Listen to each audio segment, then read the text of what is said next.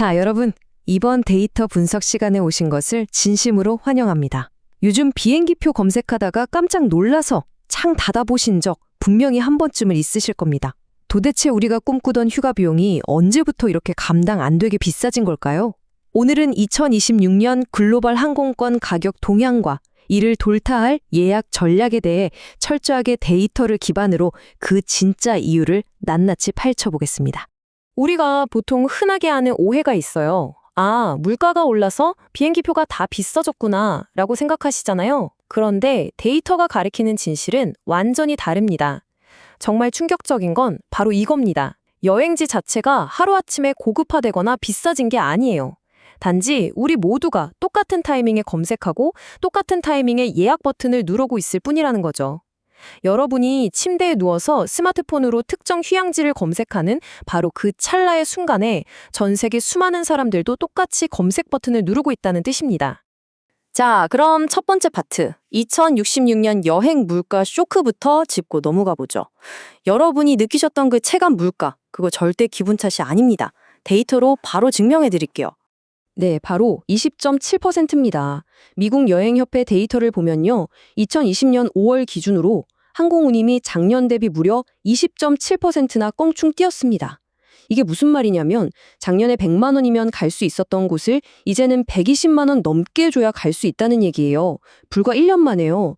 이건 그냥 단순한 인플레이션 수준을 넘어선 겁니다. 항공시장의 룰 자체가 구조적으로 싹 바뀌어버렸다는 진짜 확실하고 강력한 증거거든요. 그럼 도대체 왜 이렇게 가격이 뛰었을까요? 글로벌 커머스 미디어 기업인 크리테오의 분석 결과에서 그 결정적인 단서를 찾을 수 있습니다. 2026년 1분기에 전 세계적으로 항공권 검색 트래픽이 전년 대비 8% 증가했어요. 심지어 미주 지역은 무려 20%나 폭증했죠. 그러니까 전 세계 사람들이 각자 자기 핸드폰이랑 컴퓨터 앞에서 동시다발적으로 비행기표를 미친 듯이 찾고 있다는 거. 이게 바로 가격 폭등 퍼즐의 가장 핵심적인 조각입니다. 좋아요. 그럼 도대체 이런 폭발적인 검색이 어떻게 가격을 올리는 걸까요? 두 번째 주제, 숨겨진 가격 결정 메커니즘으로 들어가 보겠습니다. 우리가 무심코 누르는 그 검색 버튼 뒤에서 알고리즘이 도대체 무슨 짓을 하고 있는지 한번 살펴보죠. 항공사들의 알고리즘은 생각보다 훨씬 더 수학적이고 또 아주 냉정합니다. 이 시스템은 누군가 특정 노선을 많이 검색하면 그걸 바로 폭발적인 수요로 인식해버려요. 자, 1단계로 검색량이 팍 늘어나죠. 그럼 2단계. 알고리즘이 여기 지금 인기 폭발이네? 하고 좌석 수요가 급증했다고 판단해서 남은 좌석의 가치를 확 올려버립니다. 그리고 마지막 3단계로 우리의 최종 결제 금액이 훌쩍 뛰게 되는 거죠. 결국 인간들의 동시다발적인 행동이 알고리즘의 계산을 거쳐서 고스란히 우리 지갑의 부담으로 돌아오는 무시무시한 도미노 현상인 겁니다. 이 도미노를 쓰러뜨리는 5가지 핵심 원인이 있는데요. 이게 다 같이 맞물려 돌아가요. 첫째, 아까 말씀드린 검색량 폭증. 둘째, 사람들이 꼭 여름이나 연휴 같은 특정 성수기에만 쫙 몰려든다는 거. 셋째, 모두가 편하게 가고 싶어 하니까 인기 직항 노선의 좌석은 턱없이 부족해지죠. 여기서 끝이 아닙니다. 넷째, 비행기 표가 오르면 호텔 가격도 눈치채고 덩달아 뛰거든요. 마지막 5번째가 활용점정입니다. 발리나 산토리니처럼 SNS에서 소위 인생샷 명소로 빵 터진 곳들은 확산 속도가 어마어마해서 이 모든 변수를 기하급수적으로 증폭시킵니다. 이 덫에 걸리면 꼼짝없이 가장 비싼 타이밍에 예약을 할 수밖에 없게 되는 거죠. 자, 그럼 이론은 여기까지 하고 세 번째 파트, 도대체 어디가 그렇게 위험한지 지금 가격이 2배씩 팍팍 떼고 있는 고위험 여행지 탑10에 바로 확인해 보겠습니다. 여기서 진짜 흥미로운 포인트가 뭔지 아세요? 이 여행지들이 그냥 아무 이유 없이 무작위로 비싸지는 게 절대 아니라는 겁니다.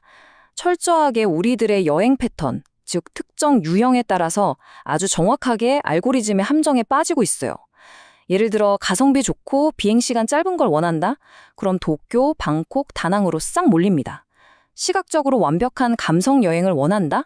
발리랑 산토리니로 가죠.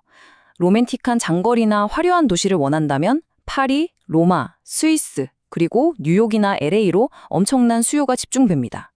혹시 여러분이 생각 중인 목적지도 여기에 있나요? 그렇다면 진짜 지금 당장 전략을 세우셔야 합니다. 그런데 왜 이렇게 특정 지역으로만 사람들이 극단적으로 몰려드는 걸까요?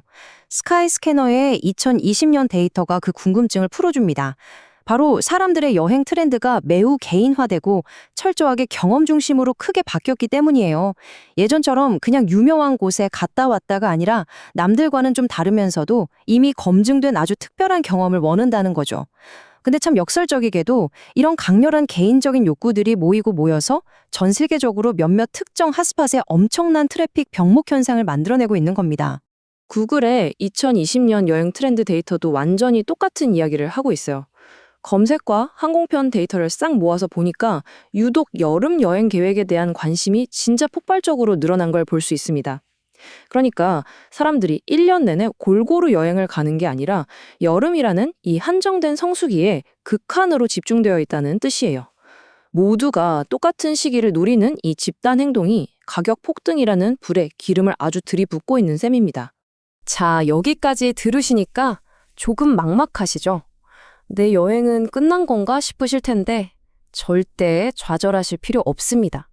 네 번째 파트, 스마트한 예약 전략입니다.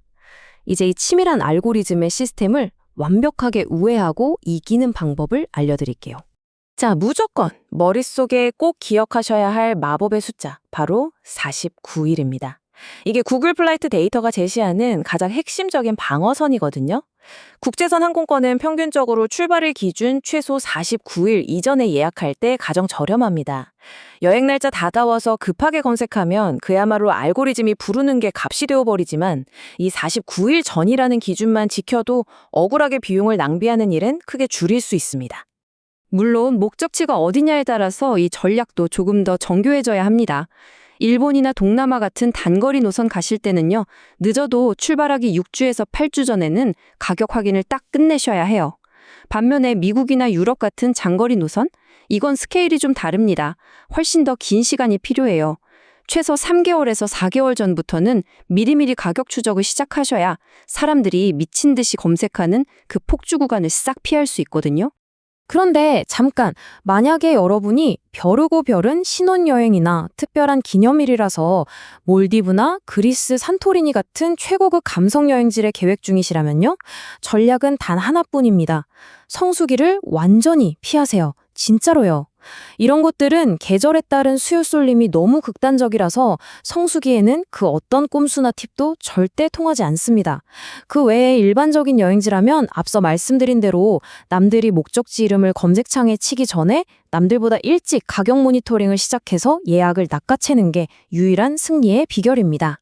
자, 이제 오늘 해설의 결론을 내려볼까요? 비행기가 멀리 날아간다고 해서 무조건 더 비싸지는 시대는 완전히 끝났습니다. 여러분은 지금 지리적인 거리와 싸우고 있는 게 아니에요. 전 세계 사람들의 동시다발적인 검색 타이밍, 모두가 몰리는 성수기라는 특정 시기, 그리고 직항만 고집하는 수요라는 아주 투명하고도 냉정한 알고리즘 변수들과 싸우고 있는 겁니다. 이번 분석을 마무리하면서 여러분께 아주 도발적인 질문 하나를 던지고 싶네요.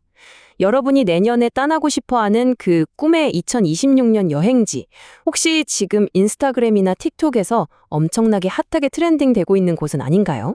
만약 그렇다면, 어쩌면 지금 당장 이 영상을 끄고 비행기표 검색부터 서두르셔야 할지도 모릅니다. 알고리즘이 눈치채기 전에 말이죠. 오늘 정리해드린 이 데이터와 방어 전략이 여러분의 소중한 휴가 계획에 큰 도움이 되었기를 바랍니다. 그럼 저는 다음 시간에도 흥미로운 분석으로 다시 찾아뵙겠습니다.